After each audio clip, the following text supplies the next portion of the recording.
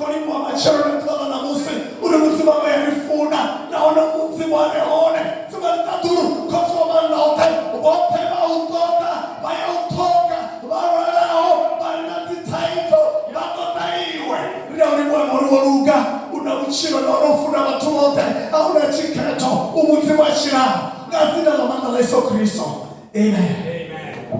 Hii kwa hivyo msimu la nini natulia kuingia urai sina kama mtu kale bendio atukibidi jana kambalera mapungu hapo ndo tabanyari ta mfumo wa chef binyi mtana na wala nisema sanda lebo oh bagika yangu kuna mzima wana maba maglasi ya basi kono ditale baba na mfumo wa chef kama balera mapungu hapa na kaito nikoliwa watu wote jina ni namrena washia ani wa Yesu Kristo. Amen.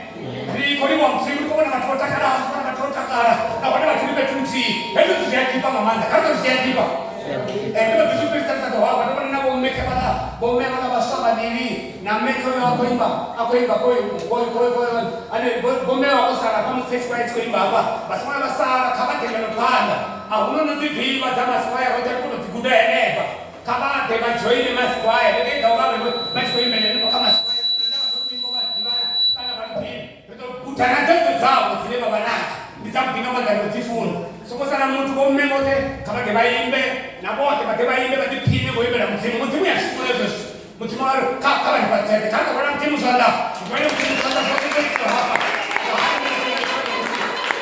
sio chila na hone kama ndo kambao kani batumane baba mtinga msimu bali balele Biblia John chapter 11 bali balele verse 39 to 45 Johanna ndima yako John chapter 11 verse 39 to 45 kuna mapunganenda kuna kwa katika Isabeli sibilu rio kwa bekana one sabana bamsi mutumba dotonda mutumba dolipatu che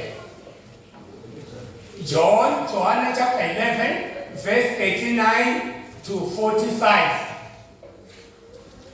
Ibali akaurali Yesu ali igulisani ilo chombo Marta kana ya mufu wa benaye ali Murena ubonuka ngaurigono baduba ngabuna echaruni Yesu ali na atongo udzana ndali arali uchitenda ni holi uchidogona Murena mzimu vapigurusani na tombo lahe mfu avaola zvaone Yesu alilala aguru ali koti ndiau libuwa ngewa mumfa hone ndiazvidiva zvauri kudzitsula uchimumfa uno ndichiraro ndiamba uri vatu voimawo apa vatende zvauri wontuma araro akonovidzerera ngaitini huru ali Lazaro bveranda mufu abva opombedzwa mirenje nazvanda ngamimwenda chipatuwo chawe chofukedzwa ngarupira Yesu ambori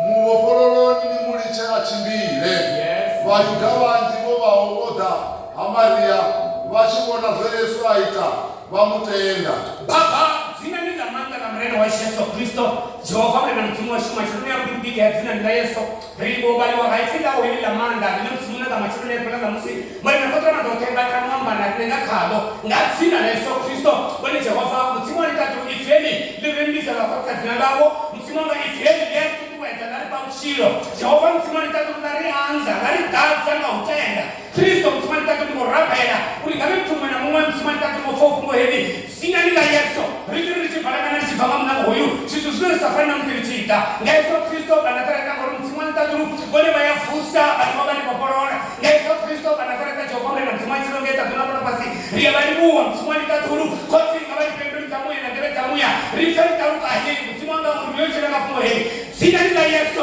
na lipungo la ngo ni manda lechira Yesu Kristo anatareka na bali kupambana na watu hadi tuko zote Yesu Kristo anatareka Jehova na mtumu chizi ria bali muwa amen hapa matone kwa na msundo bali mapungo sako ya rotina ni kwamba hapa ndobe anapata toari mubopororeni nimuliche achimbi mubopororeni nimuliche achimbi ni kwamba mapungo ani alimwanga tekeleza sauti romafa kaji rudiafa atkwambiwa na petu ngazi kulungoni nguri hapa metone kwa na msiko chema ifeba kana kuchia kungo karufura mpinga wa msimu hoila sana sio msimu na ndipo sio mpinga wa msimu hapo kwa tonanga ufa wewe mtangana mtu alitekeleza batiwa leo tomanga itawani bado sifa zuri. Huyu Lazaro asimtupepo ni muna wa batiti wanana msi ni muna wa batiti wanana Yesu ende atobaba mutanga na waya bakala titawo mata na Maria wa batiti wanana mre iflum timunabi huyu Lazaro obatipinga cha fight kwa baisa na cha wana kwa baisa ebi twatela Lazaro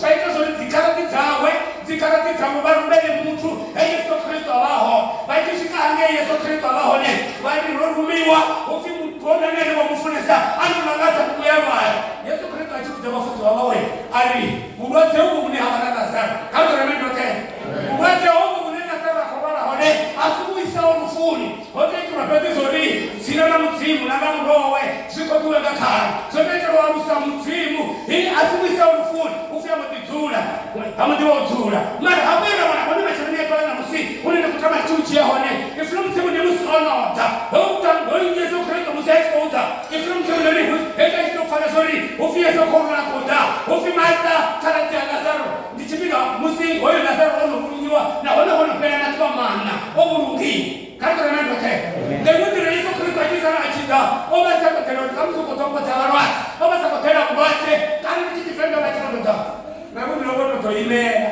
kato na ndo te sasa wewe imela mara Yesu Kristo abaota kato Yesu Kristo abaota kwani haya mambo alifundisha zuri kwani masomo yale hata ni kwani watu watamapuma kwa Yesu don't worry about masomo yale na kidini mambo ya shida na kwa Yesu Yesu Kristo mnanda bana hapo na wale mkoda na kipinga sisi tunaelewa sababu wichani kana tena kwa mambo hapana ni amtenda fight bachi mtakaza bali kama kazi bali makati hapo mtu kama walisema dorai bali shule bali kama walisema dorai ene tapele bela baba kwa rabela tapelo ini mtu fike long distance miracle ni tapele ya heme baba huko ni ya shitu hadi kule wale bangeni ambaye finiti basi unataka kwa bora abalo kala moyo hapo tunasema sio kama maisha yanaendelea ni baba fomi ni matuku ngamana kato na neno te woni baba fomi ni matuku ngamana na ndio ushika wa nje hakuna infinite kupata hamsi baka tena kanifeka nikajenya kana katoeleze kana tu sema na mbele msumuli ya sifa kato na neno te kato bana mbele mtandao na mapa kato bana Yesu Kristo atiko baba betani hapa ila sana baba one oba chiwo to sikiwa sorry hoyu mfuani na kwela ila sana oroba Yesu Kristo ndio mno machizi kiwa sorry oroba basi kwa mfusa hata wewe mtake zuri kwa sababu ya kwanza ndio ya tina betani asmanga Yesu Kristo ashiki kama mtu mtazina wa Yesu Kristo ashiki sisi nandama zote na kuyazitiva image oba chikitiva kama funzi wa wawe alihe bananga kali kueria ngeni Lazaro aba hone wewe tena mimi kwa mfusa uru ndio unofua abeli kwa breda ni kwa ofa bara kwa nini hebu tuko wapi ngai mwingira kama kumo ali ni utendo uri na hofu hizo na konda zote sawa ali ni utendo uri na hofu kwa poda ni kati ya zuri msimwashia sport kama msimwashia sport walikuwa kwa watu na una cheti na mtumasiko Yesu Kristo kama na cheti kwa Yesu kwa betania na cheti tena hebu ndio fanzo Yesu Kristo boda ifrom timleri karate wa Martha atiti my car kitu mwana ani kati kwa jamaa ani yowe mwana na ngabe ani wo ndi musikana tiashu yang asa tofa agani wa mawo kanto na mendote agani wa mawo ndi musikana tiashu kana tianga asa wofa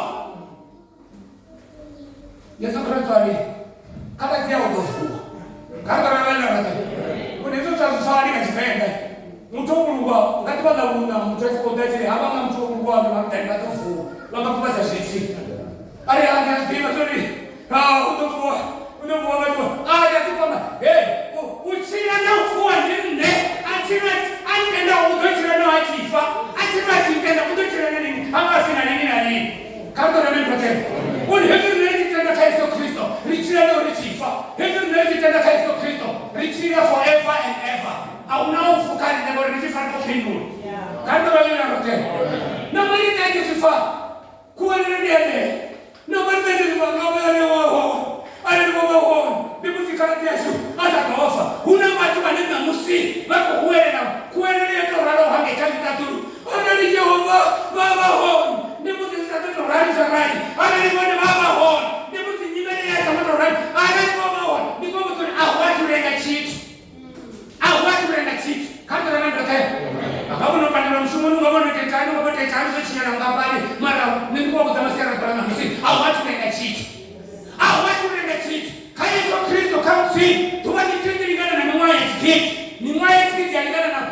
quality. Kantorelele roke. Kama beno mtarifika abatulenga. Abatulenga, don't worry about that. Basi mimi abatulenga, abatulenga. Uko utaene kwa Yesu. Ifunamu seminari, hejeshika, awana na Bayuta. Mungu wangana mtimo Marta na Maria. Bayuta mwarufe usikule na Yerusalemu. Vanjibe baba hapo. Vanjibe baba hapo. Baba chiko honeza Yesu katingani walaba muta. Wajira uliwa bachi kwenyoza mabofu. Anga bariba kono nofuza mufu. Ruga mudro gole tore. Ngoruna manda kototo mubona. Kandra nandote. Wone bachi katoba honeza na o Yesu Kristo aliwa murabere. Bachi kundi basako bilele. Uri Yesu Kristo tuti bonazi. Kandra nandote. Mune na matamferena. Don't worry. Mama prophet ama ina sote. Usukurapela. Mama chichi koroni. Usukurapela. Mama wewe ndaraboni. Usukurapela. Mama sotorali. Yeye problem ni kwa wale zangai. Ule Yesu Kristo tuitanuru. Kando wale ndote. Kristo tuitanuru. Ndio tuitanuru kwa tena chisigoro.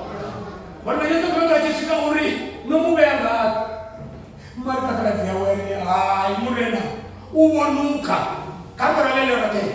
Kando uonuka. Una problem hapa tena kutisha nani? Tumeonyesha mwana tunasema na wafunzi. Kana na mambo mazime baro na sasa tena msimu wa tuye kwa badi kwa ngoma bage. Baba tuna msimu kama na ni na ngotewa na jambo na ndio sasa ndio. Hata tusopele ni kwa nero neto.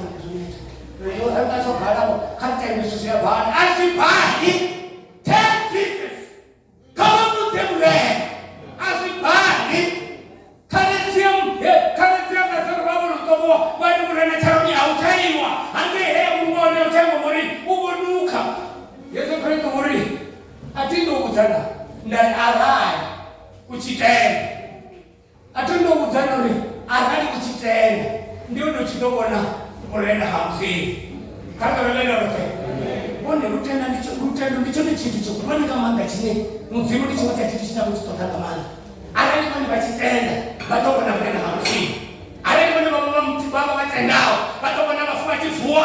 Arai baba watu wale batendao. Batoko na watu wakipona. Arai baba mtu atendao. Batoko na tusijea. Arai baba mtu atendao. Batoko na watu wakiona mishumo. Arai baba mtu atendao. Batoko na banda watikana hawa. Arai baba mtu atendao. Batoko na banda watikofanya mama. Arai baba mtu atendao. Batoko na tutishanuka na ndimo wao. Arai baba mtu atendao. Batoko na sokoto wale hao.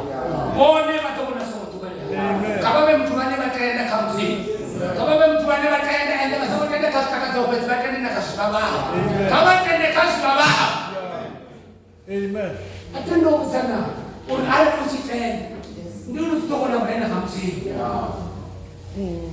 Ndiri pikulu sani ya matongo.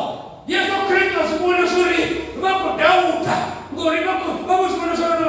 Ari pikulu sani tongo. Abera wananuna suri na tona mzoro tona ile. Pikulu sani tongo. Pikulu sani ya tongo. Kaita na ndote. When you jipiri kama fule Biblia, open your heart. Kama people say Biblia yako, hapa ya kibao, hapa ya shipale mahali. Hapa ya spiritual tu au tatu nao. Kama ufure. Kama na ndote. Hata kufuna kama fule Biblia yako. Sisi ndio tunataka nini baba? Kama fule Biblia yako, sisi ndio tunataka sawa. Kama fule Biblia yako, sisi ndio tunataka kupata hukumu. Kama open your heart. Kama people say tuombe. Happy Guruseli at all. Happy Guruseli at all. What did you learn? But Guruseli at all. But Guruseli at all. But Jenny Menegaiminti. But Jenny Menegaiminti. How to Guruseli at all. Who's going to Guruseli at all? Who's here so Christo? Alida Tatulu. How do you remember that? Yes, of Christo Rapel. And Alida Tatulu. Uri Kamsi. Uri Koti. Diari Mua. That's no one. Ndiye alimwangaribu ya mfa. Hapo tusema udori ndiye alimwangaribu ya siku ya mfa. Alinaone ndiye sikiwa siku ya mfa. Na kwenda mbele kwa sifa. Uli hizi ni tirano. Hizi ni tirano. Ndiye tirano haba bati. Kaka na nake. Ndiye tirano haba bati. Basi diwe sori. Wontuma. Kaka na lele rote. Wewe ifika mtimu na roho wa alibi. Ele filme na kwa kutazama mashindano ya Tanzania asitaka kabisa. Hebu twende kwa mtu na mashona kwa na msia sela kwa asitaka kustory unity. Hebu kumwona kwa mtu na mashona kwa na msia asitaka kwa mtu ni na Yesu Kristo. Atuomba msi. Hata wale wote. Bangi kita cuma itu apa yang aku lakukan? Kamu berbeda.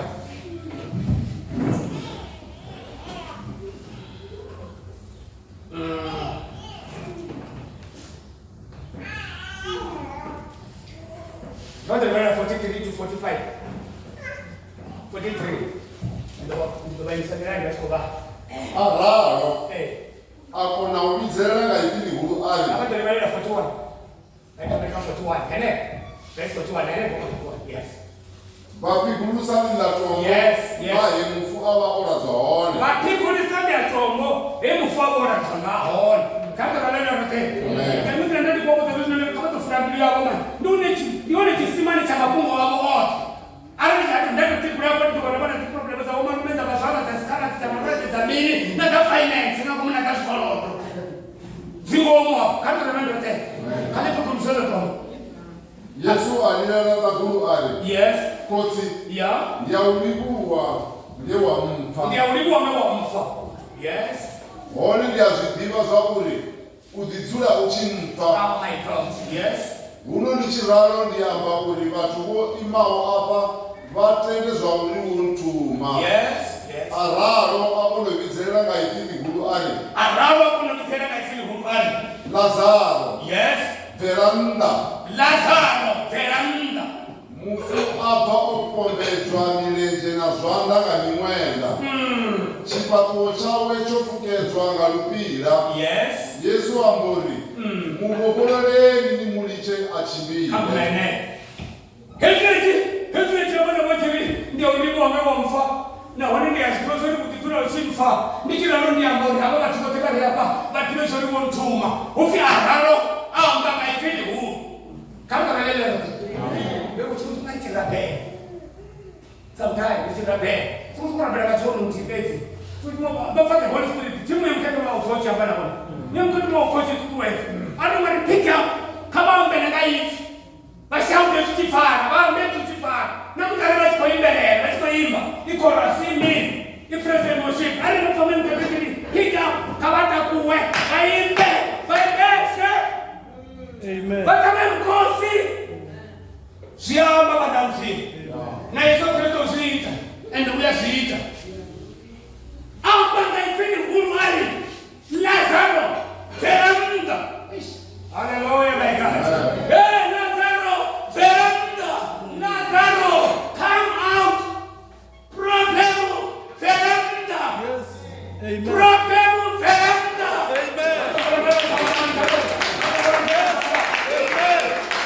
Problem outside. Amen. Yes. Problem outside. Out. Amen. Hadi ndio wanaanza msongamano man.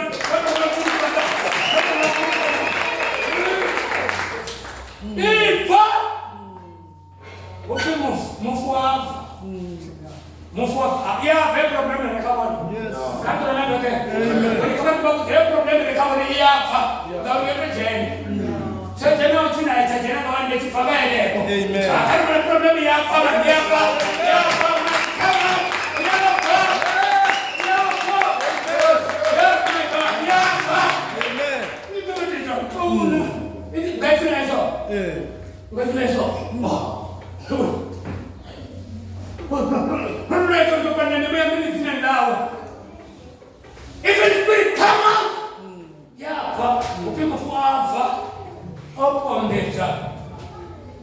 Milenje na shamba ngadimwete elecha kama kadela apa opombesha afu opombesha Yesu Kristo ashikabesa asiona soya abesa Kristo asema Mungu kwao kama na mimi yote niko ndiba kutenda machona kana na mzuri Yesu sababu kwao bwana bwana Mungu kwa Yesu Mungu kwa Mungu kwao anatina wewe akitiva ni sata Yesu ndo Mungu asimugo kanto na mendo te kwa hiyo mwana Yesu Kristo ni Mungu bora bobo balema kwa Mungu nganta Mungu ababo amen hata kama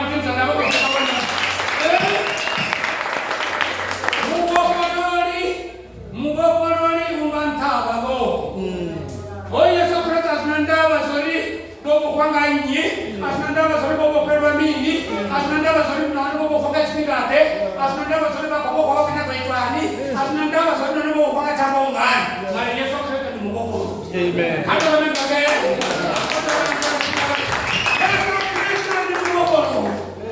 Yesu Kristo ni Mungu. Mimi sasa ni arani mimi, arani mimi muone, hata bila direction ya msimu, arani mimi muone, hata bila msimu mwamba. Zote kani neshia hokolowa. Yes. Amen. Hapa kuna Yesu.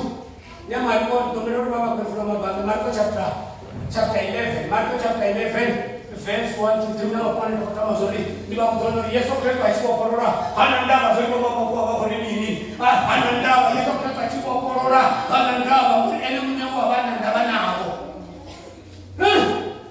Hallelujah my God. Hapa kuna Marko chapter 11 verse 1 to 3. Hapa tunaangalia neno kama mfunzo wako. Vachingosendera tsini haYerusalema. Yeah. Vosvika Bethfage. Yes. Na Betania. Tsavanyamitwara. Yeah. Yesu aruma vaviri vavafudzi vavo. Aruma vaviri, kamberi vaviri. Kamberi vaviri. Wewe ni vanene. Kamberi ni vanene. Bone. Agani bakunda tlaka. Bome. Bopatsi batanga, batsana. Bomashare. Nisamu naona runani vaviri. Nikaita shughuli zinazotaka mimi. Amen. Kamberi ni vanene.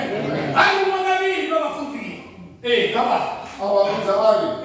Iyani apo mudangani uripanda hamu. Yes. Nidorini kadijena. Nawana mbongorana yovokwa. Yes. Isatunamerwaga muntu. Ni goporo lilidhise. Yes. Arali havana muntu ane adori. Nizviterani. Idori. Murena una mushumo nayo. Yeah, karibu mbele kati tumeimani. Bwana, mimi kwa sababu na sheria tola na musi. Murena asimu mopi ni mugopolo. Kanta kabla kote. Ene ndio mtu hana ndaba za kwa ngani na mugopelo mimi. Hata kutiba.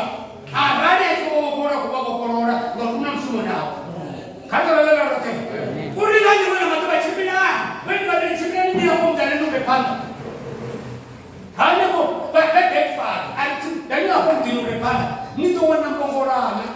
Yobo, ayi nalo na kamutu. Nishikeni mokoroni. Kama nishikeni mokoroni. Apa ndara kuchira ni chama ndara kuchira kalo. Ndio ya bwana mkoma ndani. Apa chama ndara kuchira kalo. Nani kwenda baba hole kufi. Nani kwenda baba hole makangari. Nani kwenda baba hole rubini na kai. Nani kwenda baba hoa. Watu wana watu wa msimu, bana na msimu. Watu wa msimu kwa peka niwa. Nani kwa basera bala msimu. Mwana kwa rani achuku. Kama baba bora. Kama baba bora. Kama remendo tena. Oye sori. Nishikeni hivyo koroni. Wewe nishikeni hivyo koroni. Ahadi anaenda mtu aneli nikanibogora na hii. Ni Mungu tena nimwona na mshumo na. Kama kazi yao makara na mbogora wa mimi. Kazi yao mtu atakafa mbogora wa mimi. Batanzi yao mtu. Wewe hawa tena uko na mbogora. Ziko pinisi. Ndio dakasa. Mtumani kwa chef. Ndani kwa sababu sio Yesu Kristo ni Mungu koroni. Ni mbogora. Esi ahadi hawa na mtu animutisa sori nita nimogora ne nimu kindurunduri murena namshumo naye kata lalela batai kama bali murena namshumo naye kama bali murena namshumo naye na bacho kwa spesini na bomo sori kwa Allah sama sama kwa mwacha mtu ana mashariki maisha makamsu kaisiwanga ngawanga wachote wa report ngawata zile kwa kile ngabo chini kama batanziele batena kwa ale muna wao kana mtu akusema ni komtani bali yowe murena bana mshona badwana mtu kumara tuliche murena bana mshona ndipo ndipo ndani masera kwa musi robala hema kwa amunno kwa wafuni munno kwao ofao kwa munna ofa kwa munna ofa mara opombeta otangeza mlenge na sanda adobatsiba kwa mapira ndurika mwendera hachimbiri hafari ande haboni kata lelele rote hapo chimbira bewa ninga bali kuchemra na bali chitera chombo bali chitera za ndo bashume gamanda hapa ni msimu kata lelele rote ndivyo masumeta sauri huyo mtu Yesu Kristo sio sauri huyo mtu asapo kololiwa au anawenda huyo mtu hali asapo kololiwa au bekina beshuma cha watu ndio huyo mtu asapo kololiwa ngaboni ngamudeni ngore kwani utoze kwa imahele kwa betumsi ngani ngori omopiwa kando ngani omopiwa kando ngori omopiwa lezo kakari mugopololeni nimuliche achimbi kando lelo rete mugopololeni nimuliche achimbi wewe nitaka nikazo hezo rorani na neno baribafu rotofusiwa mamre Katiba Ephesians chapter 5 verse 1.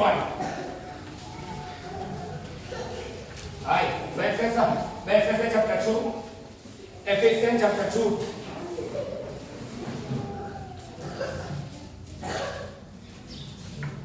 Verse 1, 2. Ephesians chapter 2, verse 1, 2.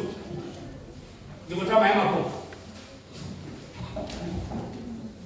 Na inu vena vanofa zvivini nakuchinyini hanu onifusa aya mabingo vachivakwafa naini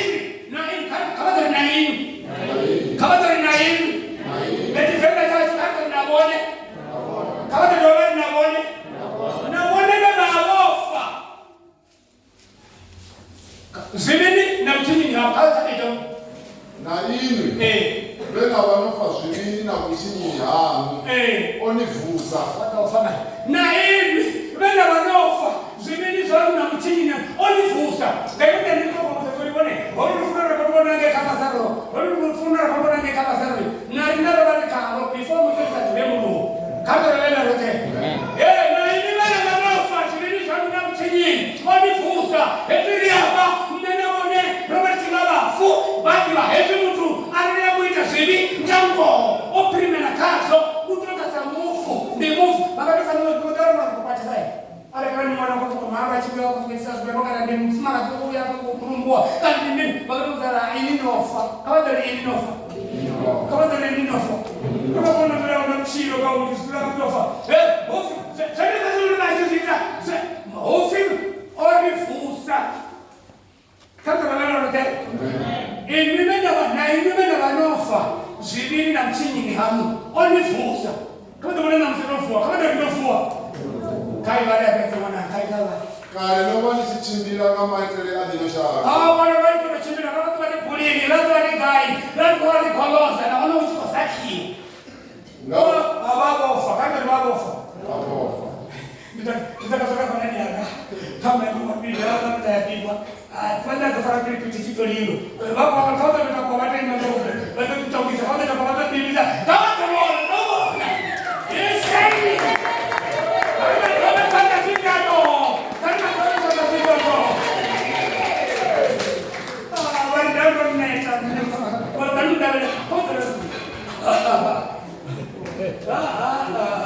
yare musi vana mutazi ndivatsekana ndanonomusana bateliyo vamwaonasozi namonakana irinenivena vanofa zviviri zvanu komatano naini vena vanofa zviviri zvanu nakuchinyinani onifusa rotofusiwa rikatipritenda makandirairakafuradzivanaa mara rotofusiwa otonifusa mureda rovanoshibaleliwa rovanododobara rovanokokoveta rovanoshakekanyiwa mana murenda vatakarifusa varifusa ngauri heti ndichipinda chaona katori ndichipinda chaona heti ndichipinda chaone chauri hava amadifunana amadipenderagemiana ambalele john aikadzanamusiyena kokumakatuka kakatovananatulaona kare nova ndichichimbira kamaitere adinoshaa nakutevedza zvamubusi ane manda avo atopepedza ane muya wavaone udisumbedzawo zvino kavana vausafa muya wanotikonadza zvino kavana vasafa vatooneka dzibanje dzidzirakadini zvotenini vatoona munokandiwa kusimonyakisa zvimwevo zvikogora kavatoria bone ndichikuvakudzana musi una vatimofavo zvivini zvavo namuchinyini havo Kata sekolah tu dia bukan nakal, mana tangan nakal, sana nakal, mari bawa sekolah tu nakal, mana apa mana nakal, but it's dead. Bada sofa mana, tu dulu keluar dari sekolah sekolah tu dah sekolah. Ane kalau si kopila kat situ, si baru kopila kat situ. Oh, form so it's dead. Mana tu form saya kena usah ni. Abang cuma di mina saya tu kalau kopila nak kena mau cari. Ini punya apa? Ini punya. Betul nama form saya tu kopila ada apa phrase. Oh, phrase. Na ini mana orang offer sendiri sangat cini, aku ni bos. Because now is the time. Kamu gimana John chapter 5. John chapter 5 verse 25. Only verse 25. Hekima nimechipinga chine, hekima nimechukufanya kutaba mikosi, hekima nimechipinga chine, hekima nimechukufanya kwa shamba. If not so nito shamba nuri, utotachipinga, utotachikati, na vitu nimeshika. Chine wote mara shalom, watu faifila we. Hadi hapo mlifao batenda, machicho. Hi, John chapter 5, verse 35. John over John chapter 25. John chapter 5, verse 25. Ngongo ndiye Yeah, good. udachikati. Ngongo ndiye alibuza. Hata ramendo tena. Leo ndio nafanya sokra kwa tini ngongo ndiye alibuza. Ni dibati ni seriali. Ndi vitu za ngongo, ndi za kuma, ndi vitu za chira. Ngongo ndiye alibuza. Kaiba. Ngongo ndiye alibuza. Udachikati. Na zunocho noshi. Chine bafu badofa ifika mukwa wa mzimu ngacho. Chine bafu, kanda ni bafu. Ane bana mutinya ona tubara kutinyi na nafi badofa ifika mzimu ngacho. Udachikati chine bafu badofa ifika mzimu ngacho. Uno bapfawo baduchira. Kanda la wote. Wewe udachikati na zunocho noshi chine bafu badofa ifika mzimu ngacho. Moving grave. Mtoto kuchira. Mara sio mtu mwingine now the time. But don't need faith. Ndio tunaona mtu akipita. Ndio jambo la mtu. Na mstari wote tayari kwani. Anaweza kupata kama tena yote ifara pia kana na zimbili. Kama tena aso na mbaje ni sikoni ni tena yule kama sikoma. Ni mtoto tani kuferanga ndio bado fera bala. Mbona nijeni kipinga tena na kutama baiti 5 finger acho. Kando na leo lote. Nani wanafao? Ifra mtu tunachosika. Chinema to 5 finger acho. Hali mote fao batenda bachile. Hebu forward. Hapo mrena ni bana mzimu. Kando na leo lote. Hapo mrena ni sisi wana watu kwa kana ngauto rani. Ndio mangala ni mtu mtu achija. Kama kwa kujita tutuka kwa mtu ni mzimu. Wala sikotoje tena kwa maana sikoto kwa kushika bana mzimu. Matina hati. Leo kama mimi matina hati. Hapa na mtu ni mzimu. Uli matoti, uli matebeka, uli mnato reba, uli mnato taba, uli mnato tucha, uli mnato roa, uli mnato patiera, uli mnato sigera. Zote zio. Hata zote zio. Sisi tunaposema na kala shamba na shamba na chumui zote zio. Utabutu mwana Mungu. Ifra mtu ni kore. Ngao ndiye ni mmoja. Udachikati na socho nosika. Chine bafu, bafu hawa wafa. Bado 5 feet amukena ngacho. Bali yote kwa batenda bachile. Baba unafanya mtinda mzima. Ana bana wana kurini. Zile zindisho. Vamos kama hali kwa sana kama mama finance sio. Ndio basini. Vamos na maoposto wala. Sasa kwa mimi sana matina na wala na wala. Bili hulu bali mtambe. Ana ni nama cha kugusa mrau. Hano ni mafahone. Vamos ni tuone mama fia bati. Vamos ni tuone mama sala ni mahaya. Vamos ni tuone. Katera. Wale baba ifikiri sasa ndio na mtimono na wasasi la 6. Bodo tumunga kudia. Anaweza kutumura wale mabisho kusuruka. Wada wasende shi.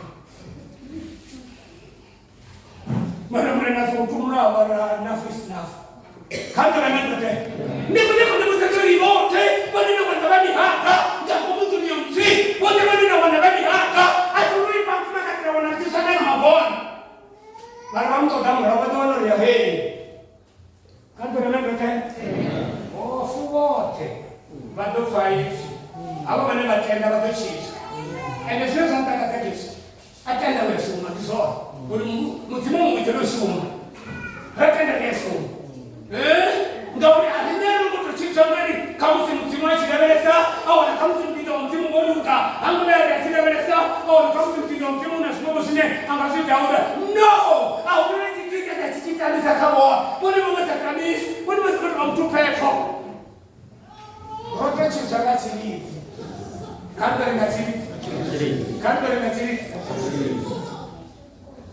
kama di mari la pesa no bila nini ambaye Efeso chapter 2 verse 8 ambaye 8 verse bila mkono wa dini watu wa nenda baba keke nenda baba nenda kaura hai asa baba mshumo yashu roto chijana chini kama mela tole chini wa chijana chini kama kwa baba ambaye chijana chini atukuri nazaro wanu fuwango kono hapo kono ni wala mtanga romu faunja tiko ambani wala manaje tibati kuchimira chingine yeye ndo batometo kashawa alugo kusoma mre hapo la lugo kusoma mre ula lugo kusoma mre wale hezi murena baba chika baba tometo na kashawa ndiye bana wachina kande pano tonshi zino hopo wala grecha zima ngere matata ngere bena kama protitana chini kambale ngauri nochizwa chiridzi zvichibva kutendana anomoto dhiita kama tsamesana manda vara kudziita utendi munena vana ona musi asi utendi wakangera kumwe utendi munena vana ona musi asi utendi munena kamusi nagari chichichavo nechinataka chichichavo ndavakona vari kamusi akuna namukona unona kudziva rote rochichana chiridzi katorika chiridzi ndindicho zvinevanewo vasokuita chiti chiri ndindicho zvinevanewo vasokuita chiti akarovelerate fumakati vanhu vavosara fumakati ani vavona munhu vorapera vari unyerere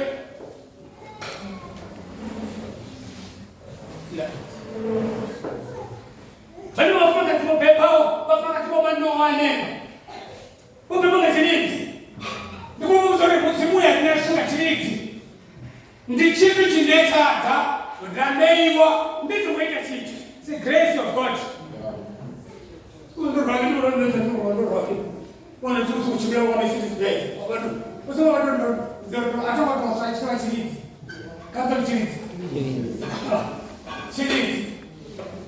namisuma vamune vakusuma vane vangi chinova chiridzi namahati wavamwe evamavahone chinova chiridzi namanya umwe vamarahone chinova chiridzi votonoravahone muvakutoonaativa chiridzi apo achitizei restaurant hotel one the inn is different usateni vatu vasu echimanitadzapatei usateni vatu vasu rambege abantu ndinoona kuti the inn is different company understand marikotana hiriwa ndikonobva brasini from brasini lake okwange ndakutenda hiriwa namalabezo ndisatumina avatantu ndakutinewa muchini washing machine plate wash chini urole no papa na chapa pala ndio rati plate tu jana kitu ndio rati jana ndio kwa sababu batao tabe tabu plate ndio tazenda mara ndio zati ndio ndio ya plate ziko wewe kipoda nini ndio ndio wewe si wewe ndio wewe response kudisa wewe hapa let the shall for that Vijana wetu zile tandaga seafood ndizikumba nyana zino tunazoita so utaona tukumba kuzora ni utaona sura shrimps na prawn na menene pale tishono kwa bomba pale basi na niko jaga plate kwa sasa jaga plate kwa sasa unaweza tunapenda kwa hizi baba mfano kama zane ngachini ndio sasa tunarawana kwa hizi je sio baba wanaenda plate ziko tayari hapa. Where is the plate? Where is the seafood plate? bene che non poi di mana sono voglio vedere la famiglia poi quando mi sono caricato mi ha ma non ci va bene funziona tanto per me man no man Cristo this one is a place I think for la man si racita non più da place da se se non voglio vedere a solo per la carne pezza che devo vedere nana musi si ho ba ogni ma fintai ba ogni ma na ba ogni ma sai poi di mo ma tu la banda con più sai voi non ne va a banda o vuoi dire ma lo vedo tutto ma c'è l'anima tu quando tu non te ti vuoi ti dici poco che una volta da te ma tu da te forse ma sai non hai di na vai ma o tu non ci tu la tua papà na pala cioè non posso dire tu asa da funde via una bambina dopo quando una bambina dopo quando una bambina dopo come na buona una bambina dopo come già vai dire che vai addio che non ti una volta vado non sta misuro ma misuro vai a ne si va so okay dice di dentro come sai ne vedo ne dice ma oggi devono stare zitti con un pezzo ogni aro na musica che non so fi bana stare che mi che si dice ma da usuma quando da usuma ultimare quando da usuma ne potete da usuma se ne non posso dire che io fa non ci chiamate inizi e sbatti bella cavai in montagna e sbatti rabea cavai in montagna e sbatti nea cavai in montagna ci vuole la città cavai in montagna la roba che devo mai inizi allora di che ti stai dire non to ti wa manzi non to manzi azomo baka mishumo yao non baka ziti urusa dobana nani adizuru no way ani nauri rituva zvito zvawe rizvirumba zvezvati kaKristu zvive namishunu mibuya kakumene rizvirumba zvezvati kaKristu zvive namishunu mibuya zvinotaratora msongamatamatanotora makapatiatoina pamusori mumopororeni nemunichachindii kandokaveverote hayamanjindikona mafumbedza sori kone hezve mutimai tirifusa naoro vane vaita zvivi hezve mutimai tirifusa naoro vane vachinyi hezve mutimai tirifusa naoro varisadivarei vavakotorori rishume kakomutunya richimbire rinovati vane vachimbira ukona risikomuva kunoso vatondibona kareke komuva namusi ndinyasokuibona kanda vana kuibona kareke komuva namusi asa umeluluibosa no, hey, naone mumwe namumwe atikaibati zvifuna kana ravela kuti izvone zvine mubvimba kufuna zvona urikuri kufera zveshe zvinoraura kudani woti kuri mai nepana ivaimawa nenakona masiyara atwala namusoni badira vele sezoni apa ngakuti nyamuzimu pachevarengurwa vakoita mii ndimini chine vakoita ndikavataombonemutosinaa ndimini chine vakoita avana vazokuima varabeni avachimizimishumo avaitimiri maimahoni moima heneho naho kutoatari komaravejeisamikanovaregeka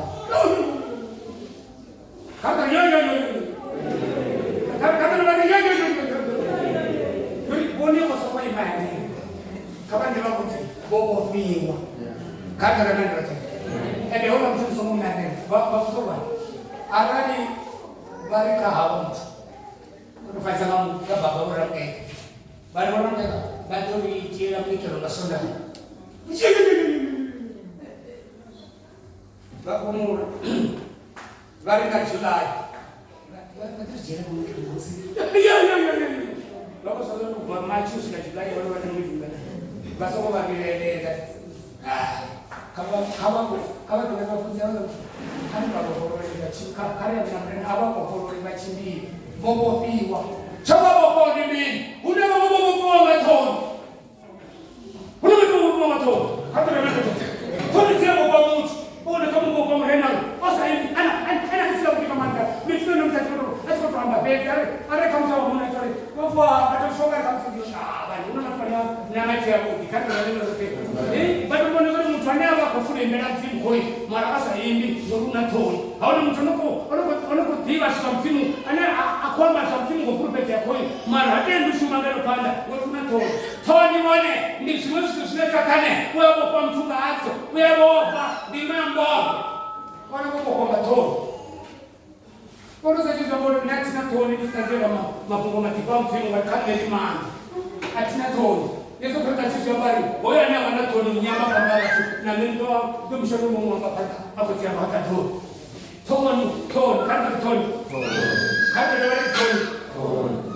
Tony bawana zona manda manda baba ni mzi bawana bachishone cha shamsi kama ndio zuri kwa hiyo iwe chai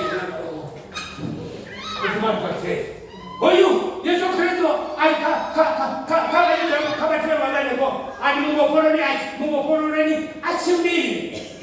poloni achimbi Yesu Kristo olichita olifusa alichita ukotoa tushume andaremo kwa bafuna kwa achimbi. Ndio sasa kusema kikapu cha John chapter 8 verse 21. Aleni mafuta wa baba ngango. Kaka balete John chapter 8.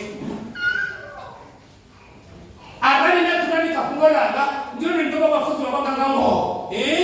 Ndio ndio wa mapungo. Una mapungo adali bokoro. Hawa wajini wale. No. Tunaenda tunachukua hawa verse 8 abaleka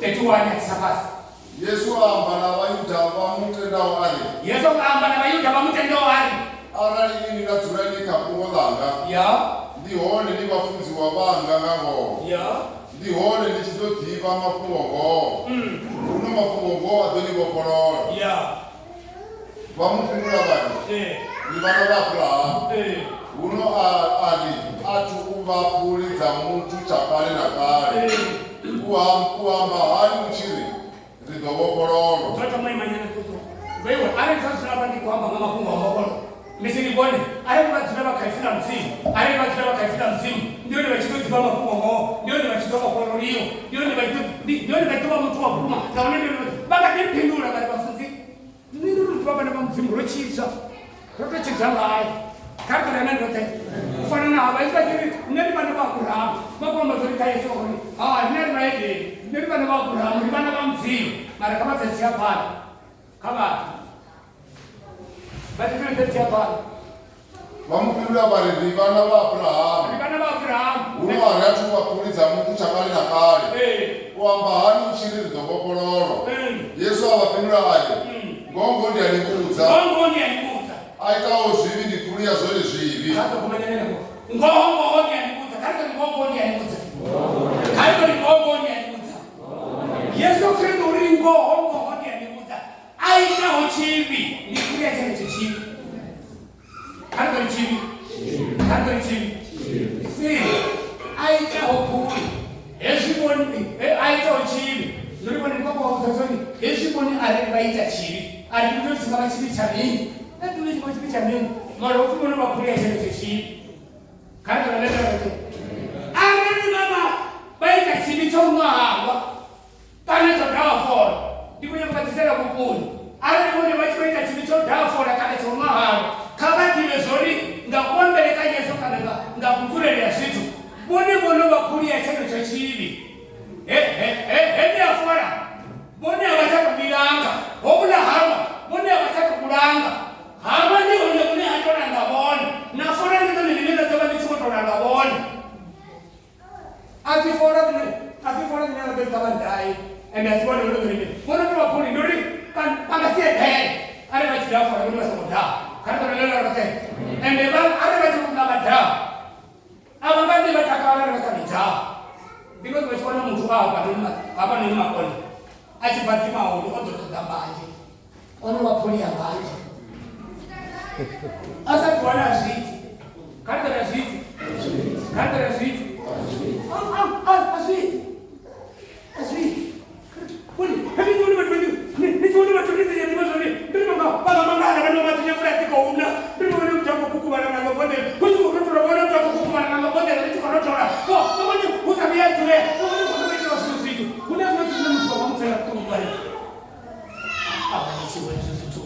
wa mzimu izwa ababa nazo akasizikone ngori athanda ngasone sone zikora ka ene kanto zikora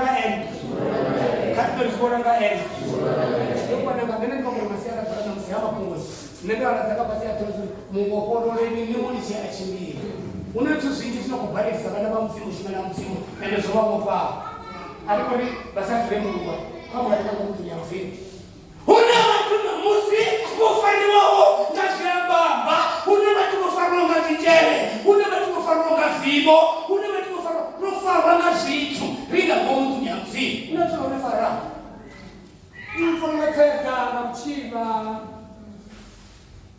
ngamini ngomona kama ndio mungu kuna mamarasi hicho ni kwa mandara hii ambo kazi ya wao ni sura chichi wao poni ni hapo sura mambo kazi chichi na mtu ambaye yeye hapa ni mtuba alipo kama na mbele alipo tena hapo kwa Yesu kaza hai mimi kibana afikia ile ruhusa kwa nabii hao wao sababu mtazoshuka alimishoa mara moja na kachiti kando na nani wote bwana ale kama kama sasa kuchini wewe pepe shoto unachishi kwa sababu chombo ba kaka chombo ba nene kwa bori chichi baby ende neto yako kwa bila bori shoto kwa kwa iko kwa ndomo guys nene kwa ale kwa kuna chichi kwa baada ya kuzo meeting kani yes nani unapenda ngala miti mambo katika zina nikachanga na kifamfu gato kare ndani bakwa bane kwamba wao kwa bani ndio ni miti kando ni miti ananga miti wako sababu sisi basazi wote kwa miti pechinya kana tupenda chimwe kwa hadi kila kitu ndio fara radi ngapa haya ni ndio wala kwa ndio ndio mzazi haya na wale watu wao ngani ndini wao ndio bikawo chini tena kama unaje ndio kakala cha mtiso hadi baya ni mwenye sina na miti kama ni miti ni jambo atendo fana ndo shamboni wajana na togredi vimo fana ndo shamboni na sio wajana na togredi unataka kwenda soma shamboni kama ndio fana soma shamboni kama ndio fana ndio jamaa zungu kama dabi hapo tena nazo kama ndio mmoja badi daba umefiwa hebu achifanya badi vanas zola kaneza tunaweza kuleta masiara kwa mskuru mbokore ni mulichi achimbi ndio hizo tuzobalengisa kama lele yote nani mwenye anachukua wana mfuneza hizo ndio wale azwali kisi ndio bali sisi msiku ndio anapotia ndio anachukua watu kwa kana mwana na afuni mloi nani mwenye anakana chichola bama chalani yetu ndio kwa sababu ni mazuri ya makagari ndio wakati wa leo asije kisibone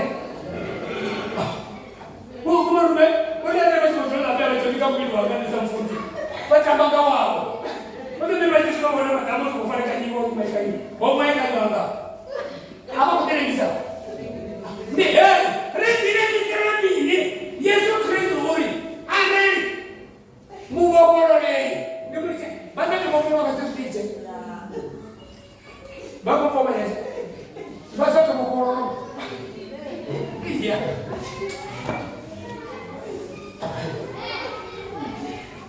Wewe, ndio ndio tunasafiri na simangani. Ana ni wanaleta na msisi trongo tokana na bateni. Sibadila zotara na musiga bateni.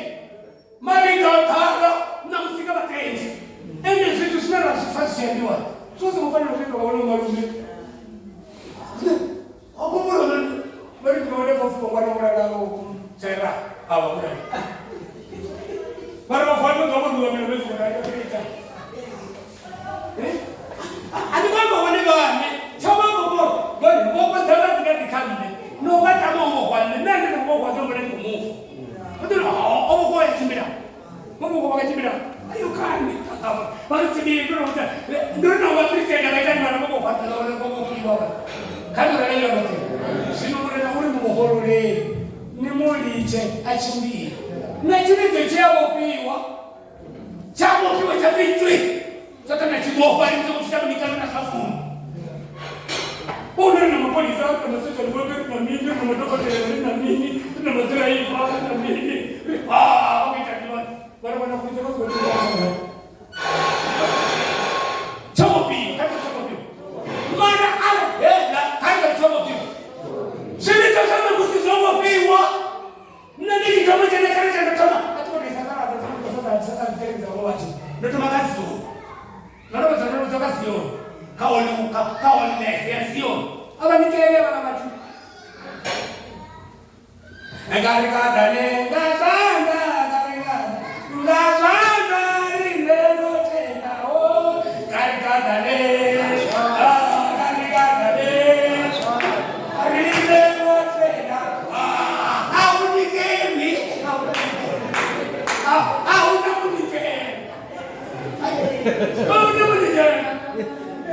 nobody, no ties.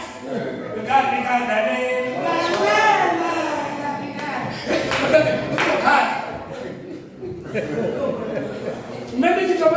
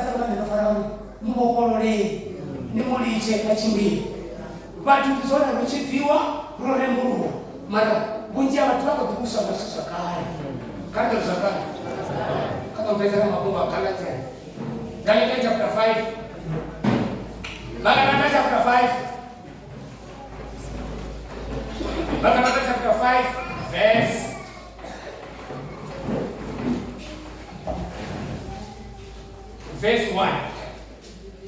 Amba verse 1. Kristo olivopolola ulive bopololwabo. Kristo olivopolola ulive bopololwabo. Imani yanopata. Imani yanopata. Nisitende ujoba nafanelezwa tsini hacho kuya kule. Nisitende, kama nisitende. Kama nisitende.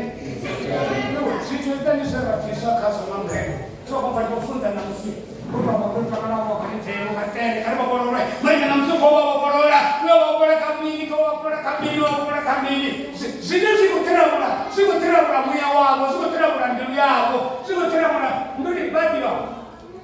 Hey. Kwanza waso. Kadra mesani. Aba mtu arekana nendora. Nenda bana HIV ya daka aba mtu ngoi matina bo.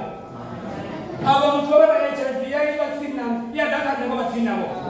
Ibura yenyi. Baba no kutreba. Tunene ko ko no rega rote. Ara ko ba mita siba do bifana dara babu. Kama tu wakaje kichana. Eje kichana baba wewe. Ufi hali Mungu. Aba bokoro. Ndio ngo ko macho. Kama bako mbele chocho kama ile telefoni. Sasa kile kwa kupeza mabora raja sana. Kama nyama. Ndio fara mshumo zote.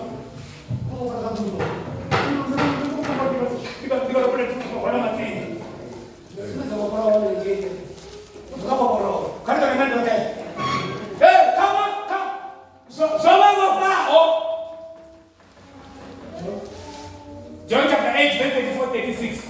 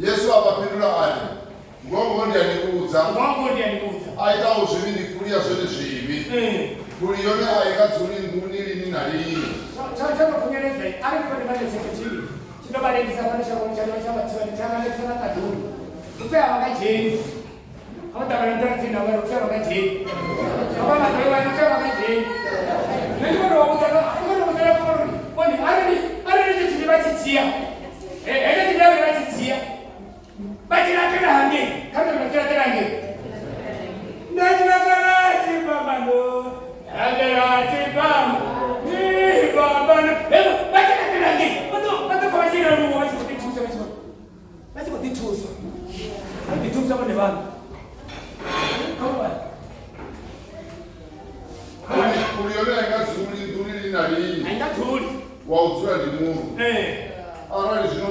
chidoni bokolola. Ndi holi na ngono bokolola. Aradi sinono wachiteni bokolola. Ndio ninangoza bokolola. Karga lele rote. Nene kutama wanenda chona kwa na muslimu wasina mshiba mrena wasina mini, mrena wasina chikabura, mrena wasina rote, ngoro musina shamba chikapanga hapa wale kete mrobo mbeba yeto ribote, kwa mtendo wasina lecha kwa mshira chote. Mrena masera kwa na muslimu ama babo bokolola, sisi nandawa kwa kwa mini, sisi nandawa kwa kwa mini, sisi nandawa kwa mini kwa fara zao. Sisi nandawa. Mrena kwa mrobo kwa masera kwa na muslimu. Muslimu ni wachifana nasi. Katore nani bate? Katore nani msini sando na bokorola. Katore nani msini sando na bokorola. Nitete na musini mitai na rufuno mitai chimbi. Yoi manga na rohotra patata na figo na mi.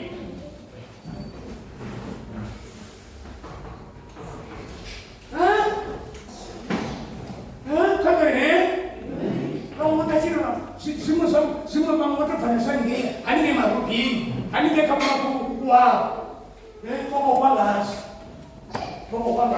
de repente ya ndio kwa gani na sema tuku wewe ndio kwa kari ya mapo otora ndio ya mapo otora ndio hiyo ndio spinga sio korene ndio spinga sio kokonda kama ndio spinga sio kokonda kama my last verse Timothy chapter 3 verse 1 to 3. Ndio penda hapo. Kama ndio wale msipinga sana kwa kwanza. Ngani sio Timothy ni mmoja mtu wa bokoli. Matwanya ukwenda mtu anashika shene ya. Ndio sio ndio korene. Bado kwa sababu kana mapepi. Hata kwa sababu kana ndio kwa sababu kana. Sio sio kutakana. Timothy chapter 3 verse 1. Verse 1 to 5. Kama hapa ni mapungo. It's my last verse. Verse ndio pekee. Zidive za ulima dua au pero. Udoba na zipinga zilemelao. Zidive za ulima dua ni akupero. Udoba na zipinga zilemelao. Zidive za ulima dua ni akupero. Kata matanya upero. Hizi zipinga watu wasiponimo. Sio cha upero. Hizi zipinga cha upero. Kaba.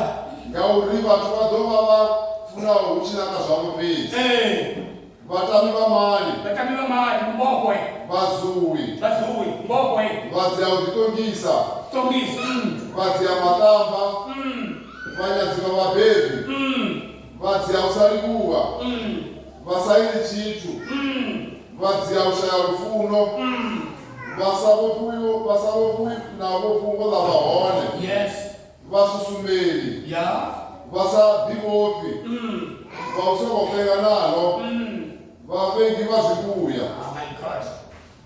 David. Bapeti babamwe. Bazi ya utanyesa. Badikumusao. Christ. Bale batamodi pina apira utama mzimu kabone. Batoba na chifaiso cha ungawa kwa mzimu. Ngeno manda abo bwala ngeno manda aho bwala nula. Batoba na chifaiso cha ungawa kwa mzimu. Kabla lele lote. Kabla batoba na chifaiso. Kabla batoba na chifaiso. Cha ungawa kwa mzimu. Ngeno manda wale bwala nula. Unori abani mkristo, abani mteti, abani mtandani, abani nini? Majina bado far away. Nana kwa masera kwa musi. Bone ndati kwa kumbela assemblies. Yesu Kristo ri mugopolo leni ni muliche achimbi. Pamoja mopolo mo. Ile tu ndio hapa kwenda hapa kumbenia ngao na titamu. Wewe ndio Mungu umesemaje? Unasimo. Ni watu wa Pamoja Mungu kwa sisi zenda tuko zote. Sasa baka ndio karibu ndio kama tuliku. Kama pasimende vitambo peti chokuda na mimi zote hapo sasa. Alikuwa unasema kwa sasa ngopa. Ule batabu pio. Yesu Kristo ni mgogoro nini? Ni muliche achimbi. Kata kwa nini na meza. Kata kwa nini na